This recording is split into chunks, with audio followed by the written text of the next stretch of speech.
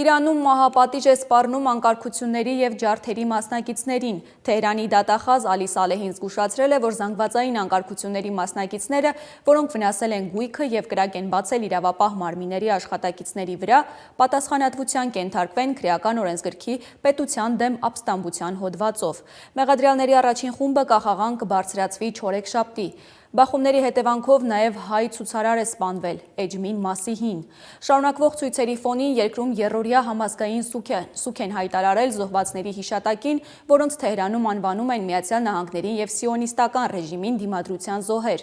Ըստ Reuters-ի բողոքի ցույցերի սկսվելուց ի վեր Իրանում առնվազն 466 մարդ է զոհվել։ Այլ աղբյուրներ նշում են 544 թիվը։ Թեհրանի նահանգապետը սակայն հայտնել է, թե ակցիաները զգալիորեն նվազել են։ Հիշեցնեմ, հարևան երկրում զանգվածային ցույցերը սկսվել են դեկտեմբերի վերջին իրանական ռիալի կտրուկ արժեզրկման ֆոնին։ Իրավիճակը սրվել է 1979 գահընկեց արված իրանցի շահի որդու Ռեզա Փեհլևիի կոչերից հետո։ Իրանի նախագահ Մասուդ Փեզեշքյանը ազգին հղած կիրակնօրյա ուղերձում խոստացել է շարունակել տնտեսական բարեփոխումները և լուծել սոցիալ-տնտեսական խնդիրները։ Միաժամանակ նա մեղադրել է Միացյալ Նահանգներին և Իսրայելին անկարգություններ կազմակերպելու մեջ։